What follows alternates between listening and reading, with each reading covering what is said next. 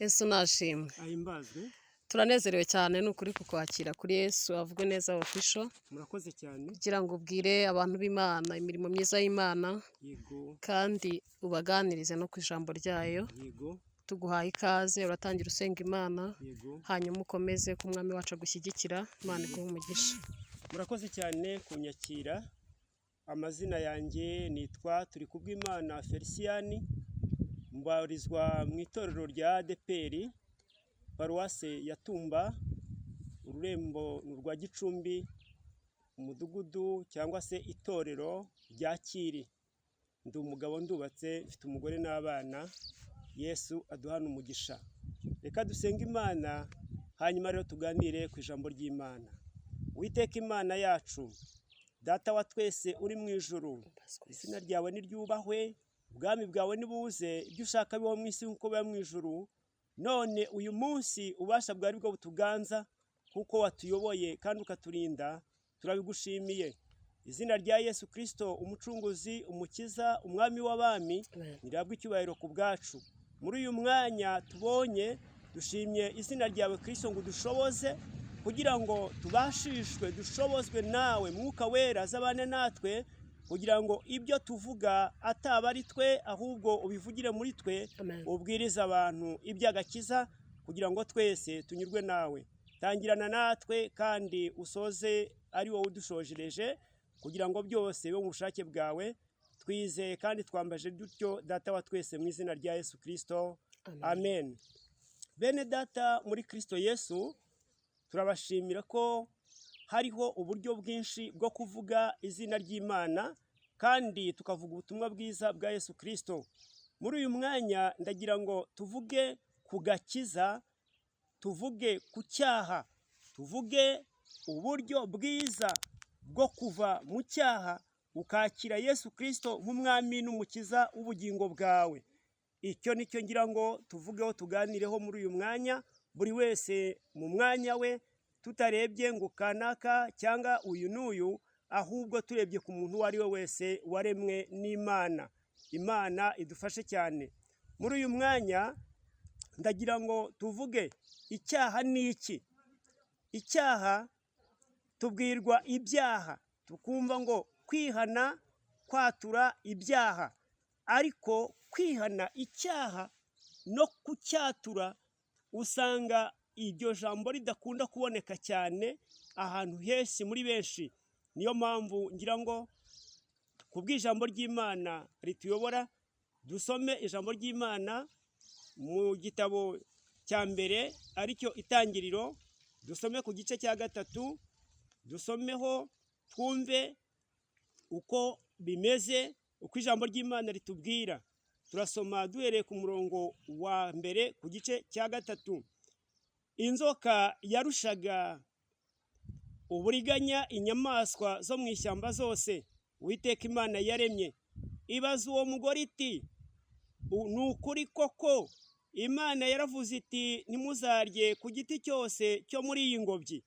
Uwo mugore arayisubiza ati, imbuto z'ibiti byo muri iyi ngobyi twemererwa kuzirya, keretse imbuto z'igiti kiri hagati y'ingobyi, nizo Imana yatubwiye iti ntimuzazirye, ntimuzazikoreho mutazapfa. Iyo nzoka ibwira umugore iti, gupfa ntimuzapfa, kuko Imana izi yuko ku munsi mwaziriyeho amaso yanyu azahweza, mugahindurwa nk'Imana, mukamenya icyiza n'ikibi. Uwo mugore abonye yuko icyo giti gifite ibyo kurya byiza, kandi ko ari icy'igikundiro, kandi ko ari icyo kwifuriza kumenyesha umuntu ubwenge, asoroma ku mbuto zacyo arazirya, ahaho n'umugabo we wari kumwe nawe arazirya. Amaso yabo bombi arahweza, bamenya yuko bambaye ubusa, badoda ibibabi by'imitini, biremera ibicocero. Imana ituganze cyane. Iki gihe Adamu amaze kuremwa, abona ibintu byose arabyitegereza, ariko asanga we ari wenyine.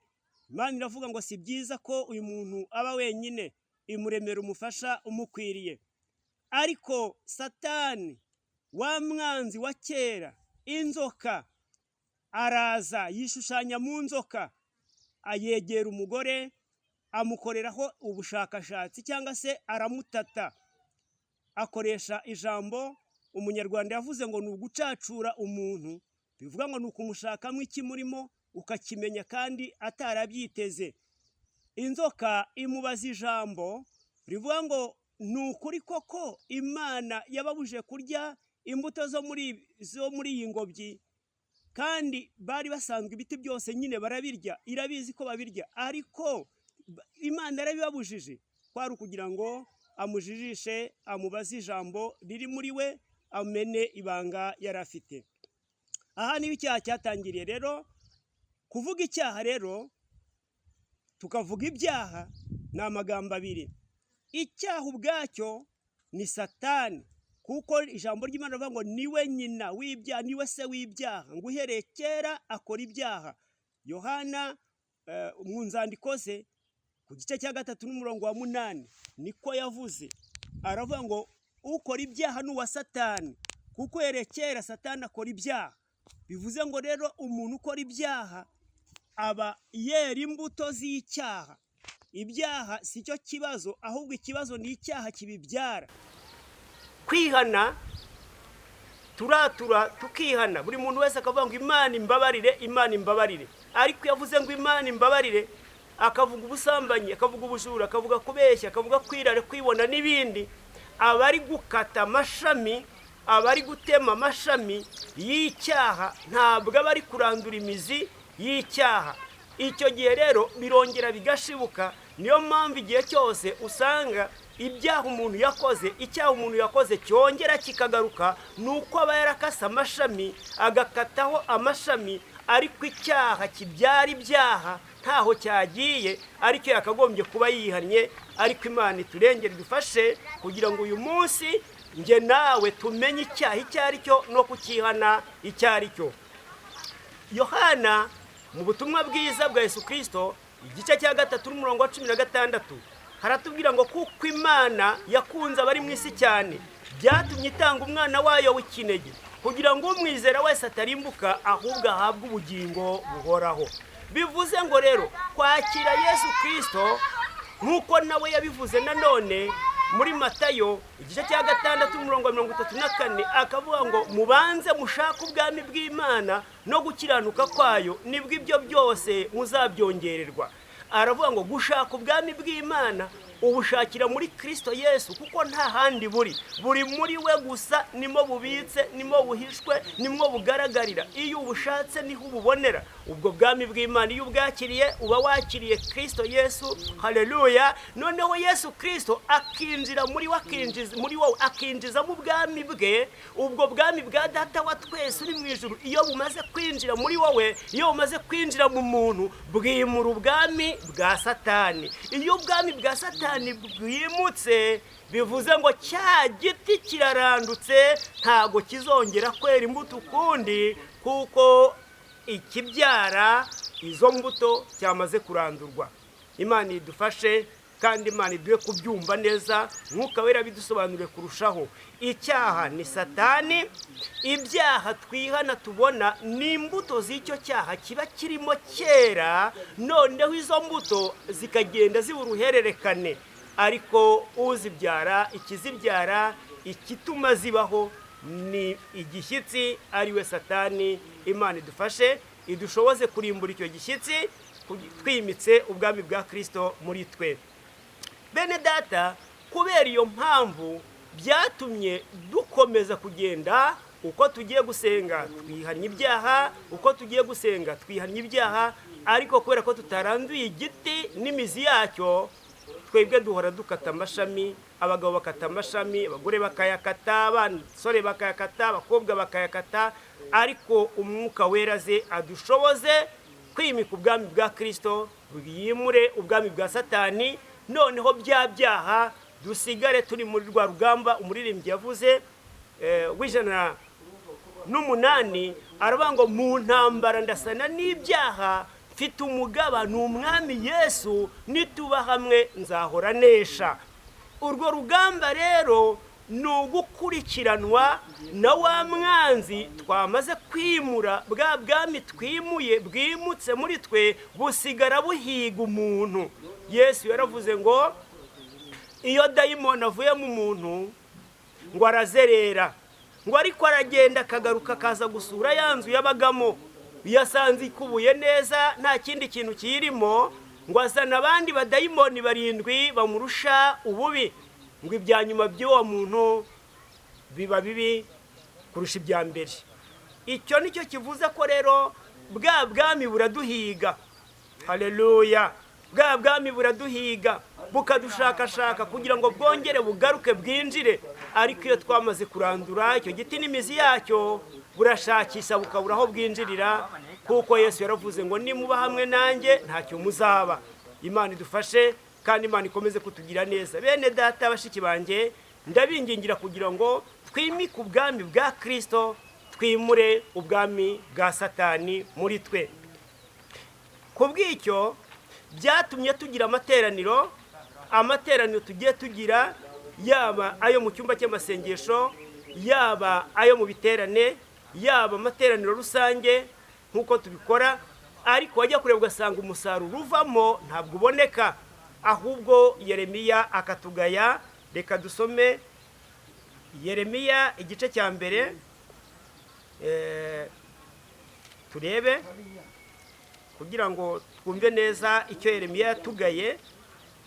Dusome igice cya mbere cya Yeremiya, dusome uhereye ku murongo waho wa 7.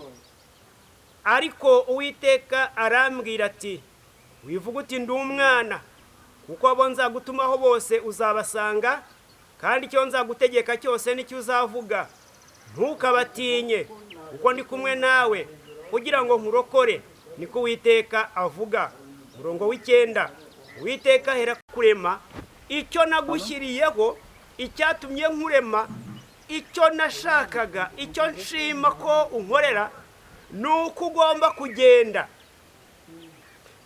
mu bami no mu bihugu, ukarandura, ugasenya, ukarimbura, ukubika.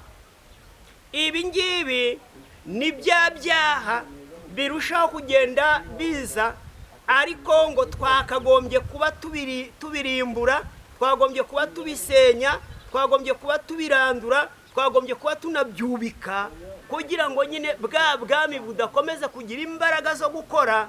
Nuko tugomba gukora izi nshingano.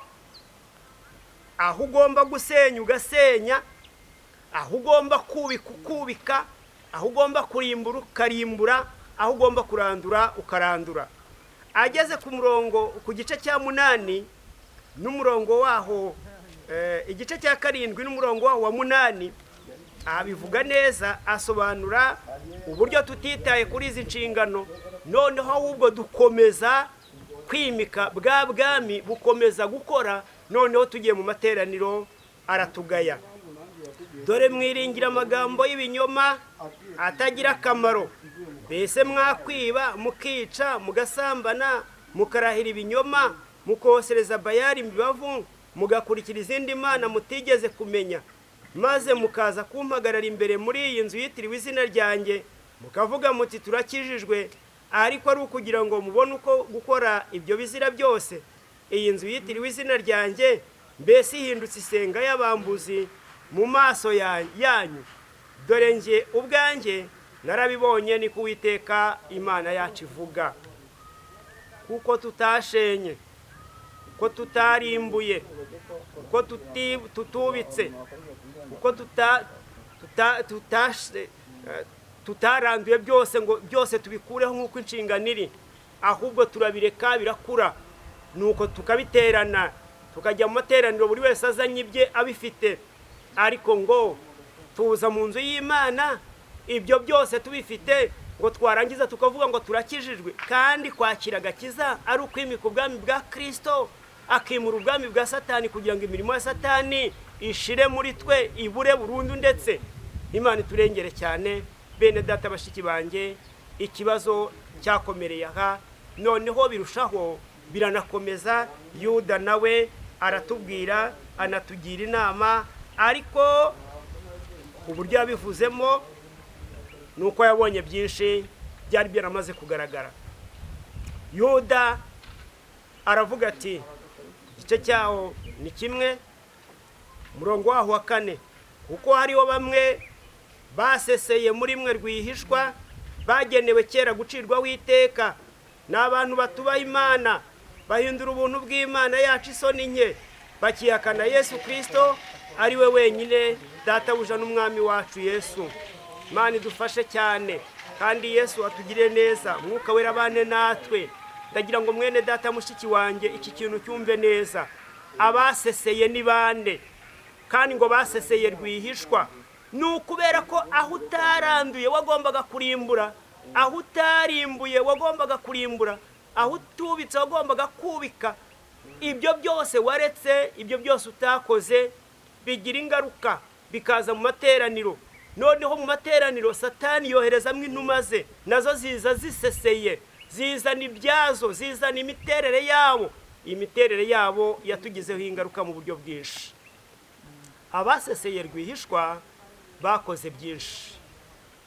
Abaseseye rwihishwa bazanye byinshi ukurikije uko twari turi tugihamagarwa. Nkuko ijambo ry'Imana ritubwira, twatakaje umwimerere, dufata ibindi bitari ibyacu, twifuza gusa n'abandi byaradufashe, ndetse tubishyira no mu bikorwa, kugeza ubwo ari umukobwa ari umugore kwambara yikwije byamunaniye. Byabananije iki? Ntago twabarenganya, ntitwanabacira n'urubanza, nuko ahubwo bwa bwami bwa Satani bwakomeje bwinjiza abantu babwo. Basesera rwihishwa, bazana imyambarire imeze nka yaba bakobwa b'Imowabu. Baramu yoheje Baraki kugira ngo barangaze Abisirayeli babagusha mu byaha. Ikindi nuko nanone muri ibyo bihe turimo natwe hari ibyakomeje kuba nk'ibyo mu gihe cyo kwa Ahabu na Yezebeli, imyambarire, imyisigire, imisokoreze. Ibyo byose natwe byaratwinjiranye, kubera ko nibyo muri bwa bwami bwa Satani bwakomeje gukora, noneho byinjira biseseye, biraza bitugeramo, bituma abagabo kunyurwa n'abagore babo bibura. Divorce zibaho kubera iki? No mu basenga, mu bajya mu materaniro, mu baririmbyi, mu badiyakoni, mu bapasiteri, mu banyamasengesho, naho bizamo. Ni ukubera kuko hari ibitararanduwe, hari ibitarashenywe, byakomeje gukura bigaba amashami bitugeramo. Abaseseye rwihishwa bazanye uburyo n'ibyo kurya n'ibyo kunywa, kugeza ubwo umuntu yaretse kunywa ubushera bwiza bworoshye bumeze neza, ahubwo akabureka bugashya, akajya kunywa igisindisha ngo ni ubushera. Imitobe nayo igenzwa ityo, n'ibindi, kugeza ubwo n'inganda zakoze ibindi byitwa ngo ni imitobe y'abarokore, ni imitobe y'abasenga cyangwa se y'abubaha Imana, ariko nanone hazamo ibindi bintu byihishemo nanone bituma abantu ibyo banywa nabyo bibagiraho ingaruka. Muraho neza? Turaho, turamahoro. Imana ihabwe icyubahiro n'ukuri. Turanezerewe kongera kukwakira kuri Yesu Avuge Neza Official. Twasanze ibyo kuvugwa ari byinshi muri iyi minsi, ariko dusanga Yesu Kristo akwiye kuvugwa neza hose abantu bakamumenya, bari baramumenye bakarushaho kongera kuryoherwa n'iryo zina, batamuzi nabo bakamumenya, kandi birashoboka rwose. Rero turakwakiriye kugira ngo nawe ubwire abantu Yesu Kristo bamumenye. Yesu aguhe umugisha, ni karibu. Murakoze cyane kongera kutwakira. Imana ihabwe icyubahiro. N'ubundi Kristo Yesu avugwe neza, kandi ahabwe icyubahiro mu bo yaremye, mu bo yacunguje amaraso y'igiciro cyinshi. Imana ihabwe icyubahiro. Reka dusenga Imana, hanyuma rero tuganire. Uwiteka Imana, turagushimiye kubw'uburinzi bwawe bwabayeho, haba kuri buri muntu ku giti cye, mu miryango, ndetse mu itorero n'igihugu cyacu muri rusange, kuko ni ingobyi ihetse ba nyiracyo. Turabigushimiye uburinzi bwabayeho n'umuteguro wawe, kandi tugushimiye ibyo wakoze byose kugeza uyu munsi, no kuturinda mu ngendo twagize, kugeza ubu ngubu tukaba tubonetse muri uyu mwanya. Ikitubesheje hano kugira ngo tuvuge izina ryawe, kandi ntabwo ari twe tuvuga, ahubwo umwuka wera uri muri twe ni uvuga. Ndasabye kugira ngo rero umwuka wera aza tubashishe adukorere ibikwiriye, ari njye uvuga ari nabumva, twese duhabwe ibyo wagennye, kugira ngo twese duhazwe nawe kubw'ubuntu bwawe buhebuje byose. Icyubahiro kibi cyawe komeze gushirwa hejuru muri byose, mu izina rya Yesu Kristo, amen. Murakoze rero bene data bakundwa muri Yesu Kristo. Yesu avugwe neza. Ndagira ngo uyu mwanya kubw'uyu munsi duhawe, kuri iki gihe duhawe, tuganire. Icyo tuganiraho, turaganira ku gusenga. Gusenga ni ugusaba. Gusenga ni ukubwira Imana Data, kuko niyo isengwa yonyine, nta kindi gisengwa.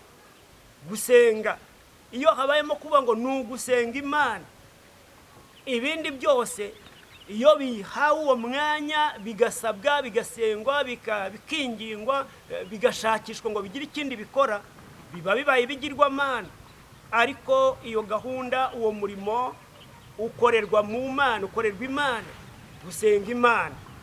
Imana idufashe. Ese nasenga nte? Ese wasenga ute? Imana idufashe. Muri uyu mwanya twifashishije ijambo ry'Imana Pawulo rwandiko yandikiye Abaroma ku gice cyaho cya 12, duhere ku murongo waho wa mbere turageza ku murongo waho wa kabiri, hanyuma dusome n'umurongo w'9, dusome n'uwa 18 n'uwa 21. Haratubwira ngo, nuko bene data ndabinginga kubw'imbabazi z'Imana ngo mutange imibiri yanyu ibi bitambo bizima byera bishimwa n'Imana, ariko kwikorera kwanyu gukwiriye. Kandi ntimwishushanye n'ab'iki gihe, ahubwo muhinduke rwose mugize imitima mishya, kugira ngo mumenye neza iby'Imana ishaka, ari byo byiza bishimwa kandi bitunganye rwose. Murongo w'9, urukundo rwanyu rwe kugira uburyarya, mwangi bibi urunuka, muhorane n'ibyiza. Murongo wa 18, niba bishoboka mu rwanyu ruhande mubana amahoro n'abantu bose. 21, ikibi cye kukunesha, ahubwo unesheje ikibi icyiza. Imana idufashe cyane. Twongereho n'iri jambo ryo muri Mika